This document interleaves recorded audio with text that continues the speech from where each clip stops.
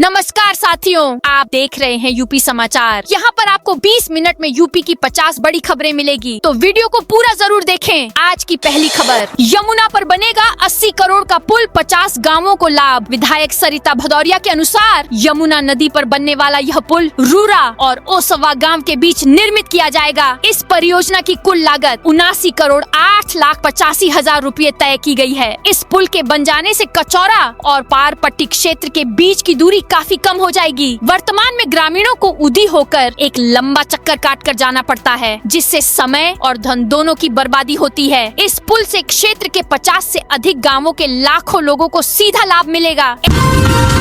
LPG और petrol संकट के बीच सीमेंट, मोरंग, गिट्टी सरिया के दाम बढ़े। युद्ध के कारण कच्चे तेल और गैस की सप्लाई बाधित होने का असर भवन निर्माण सामग्रियों पर भी पड़ा है। हालांकि भवन निर्माण में लगने वाली सीमेंट, मोरंग, सरिया और गिट्टी से अधिक सैनिटरी उत्पादन महंगे हो गए हैं। युद्ध के करीब 30 दिनों बाद गैस और पेट्रोलियम पदार्थों के मिलने में संकट से महंगाई और बढ़ गई है। खासकर पीवीसी और सीवीसी के पाइप, पानी की टंकी और पीवीसी की टोटियां बहुत महंगी हो गई हैं। सैनिटरी उत्पादों में करीब 15 से 35% तक की वृद्धि हो गई है। वहीं गैस किल्लत के कारण भवन को आकर्षक बनाने वाली टाइल्स के दाम भी बढ़ गए हैं।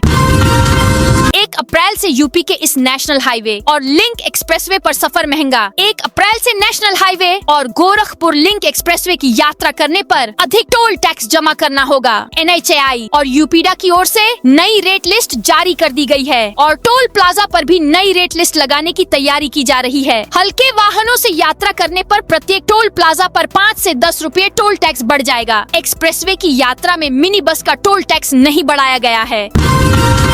योगी बोले, गाड़ी में पेट्रोल है तो लाइन क्यों लगाना, लोग लॉकडाउन की अफवाह फैला रहे। मोदी को रोकने के लिए किस तरह निम्न स्तर के प्रयास हो रहे हैं, क्या क्या अफवाह फैलाई जा रही। कह रहे हैं लॉकडाउन लग जाएगा। हमारा कर्तव्य है कि सिलेंडर 25 दिन चलता है तो 5वें दिन क्यों लाइन में खड़े हो रहे हैं। जब पेट्रोल गाड़ी में पूरा है तो फिर लाइन में क्यों लग रहे हैं। इन अफवाहबाजों से सावधान और सतर्क रहना होगा। जब देश की लीडरशिप आपके साथ है तो क्यों चिंता कर रहे हैं। जनता ने उन्हें सरकार से बेदखल कर दिया, अब वे अफवाह फैला रहे हैं। अफवाह फैलाना भी राष्ट्रद्रोह है। यह बात सीएम योगी ने रविवार को लखनऊ में कही।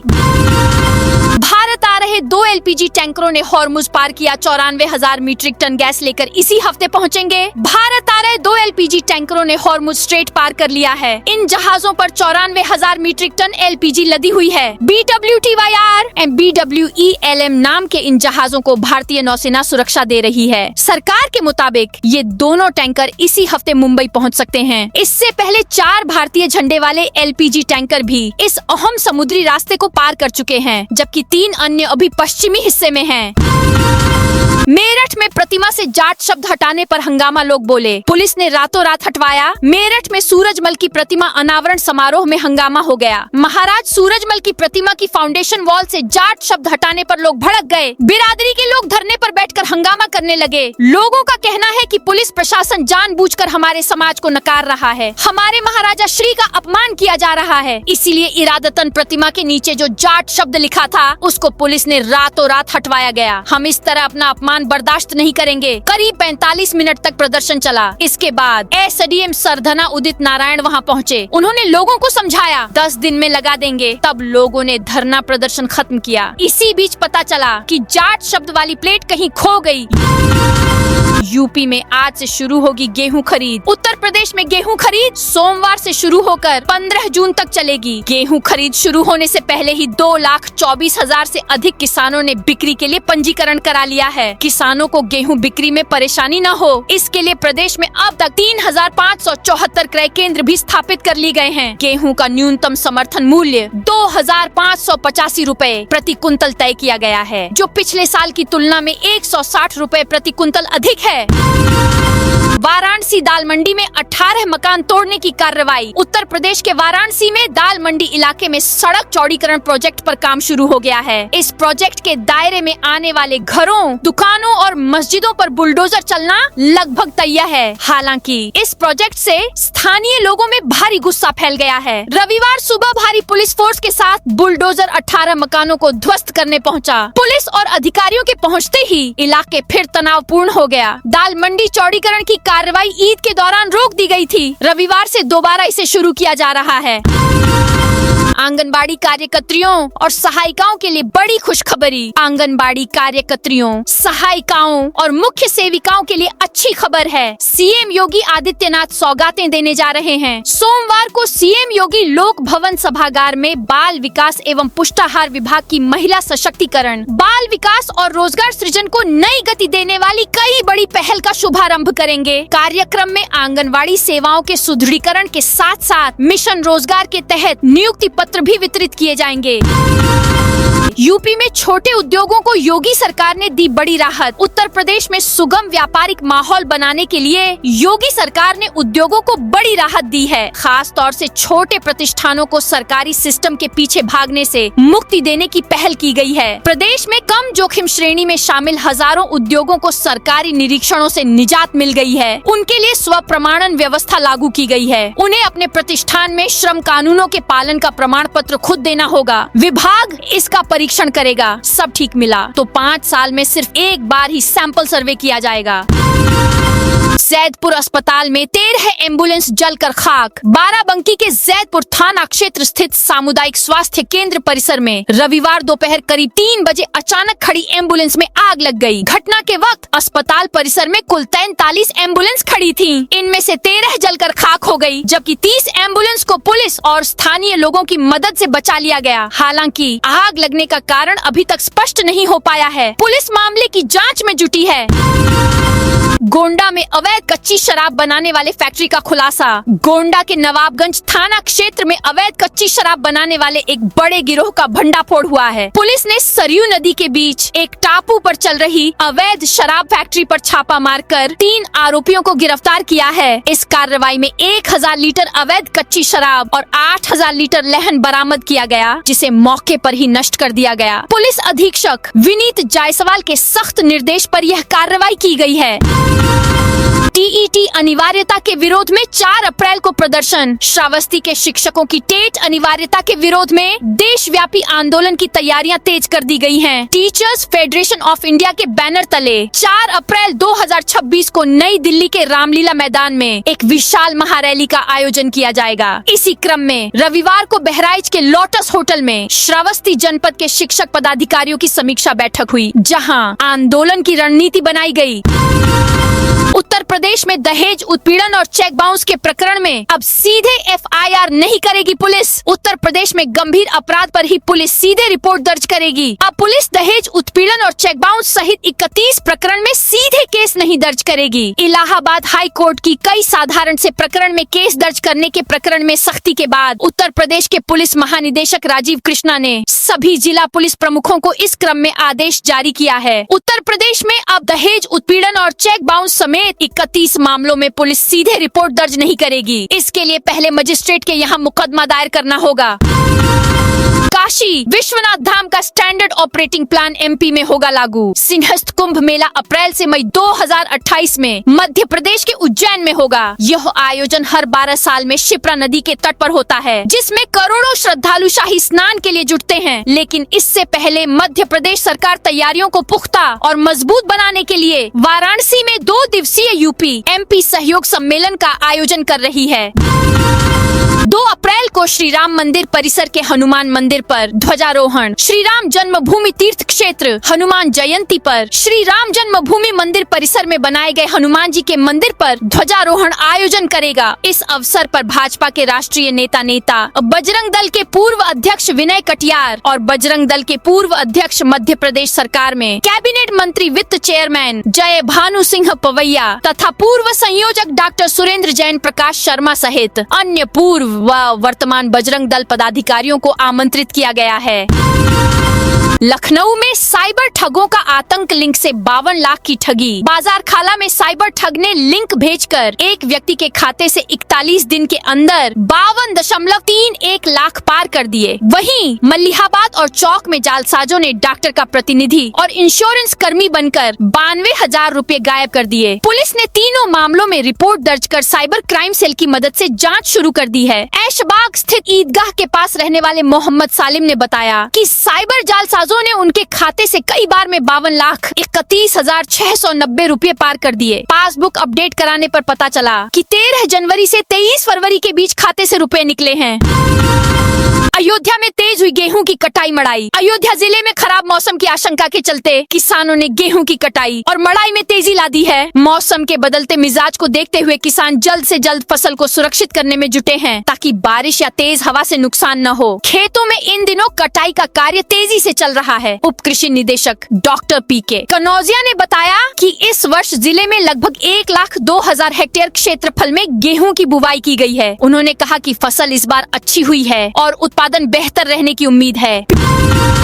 पीडीए के नाम पर राजनीतिक धोखे का पैकेज बेच रहे अखिलेश, यूपी भाजपा अध्यक्ष पंकज चौधरी ने सपा प्रमुख पर तीखा हमला बोला। उन्होंने कहा, अखिलेश यादव का पूरा भाषण झूठ, भ्रम, हताशा और समाज को बांटने की राजनीति का दस्तावेज था। जनता ने 2017 में सपा की कुशासन, भ्रष्टाचार और परिवारवाद की राजनीति को नकार दिया था। बीएचयू के वैज्ञानिक अजनाला सैनिकों के परिवार का लेंगे सैंपल। बीएचयू की टीम दक्षिण भारत जाएगी, जहां से अजनाला के सैनिकों के परिवार से सैंपल लिए जाएंगे और उनका विस्तृत विश्लेषण किया जाएगा। जॉर्जिया के क्वीन केटेवन के 400 वर्ष पुरानी हत्या को सुलझाने के लिए प्रधानमंत्री नरेंद्र मोदी ने भी मन की बात कार्यक्रम में देश के पुरातत्वविदों और जेनेटिक एक्सपर्ट्स की प्रशंसा की थी। पीलीभीत में 1 अप्रैल से खुलेगा पूरनपुर टनकपुर बाईपास। पीलीभीत के पूरनपुर टनकपुर बाईपास का इंतजार अब खत्म होने जा रहा है। डीएम ज्ञानेंद्र सिंह के प्रयासों से 1 अप्रैल से यह बाईपास आम जनता के लिए खोल दिया जाएगा, जिससे शहर के जाम से बड़ी राहत मिलने की उम्मीद है। डीएम कार से ट्रायल रन कर निर्माण की गुणवत्ता और व्यवस्थाओं का जायजा लिया। ट्रायल संतोषजनक पाए जाने के बाद डीएम ने घोषणा की कि 1 अप्रैल को बाईपास का औपचारिक उद्घाटन कर इसे जनता के लिए खोल दिया जाएगा। उन्होंने बताया कि इसके शुरू होने से पूरनपुर शहर के भीतर लगने वाले भीषण जाम से राहत मिलेगी। गाजियाबाद ट्रैफिक पुलिस को मिले 20 स्मार्ट बूथ। गाजियाबाद में ट्रैफिक पुलिस कर्मियों को भीषण गर्मी और अन्य मौसमी चुनौतियों से राहत देने के लिए 20 स्मार्ट ट्रैफिक बूथ स्थापित किए गए हैं। इन बूथों का उद्देश्य पुलिस कर्मियों की ड्यूटी को आसान बनाना और उन्हें धूप, बारिश तथा प्रदूषण से बचाना है। राष्ट्रीय राजमार्ग प्राधिकरण के सहयोग से ये 20 स्मार्ट बूथ गाजियाबाद के विभिन्न व्यस्त चौराहों पर लगाए गए हैं।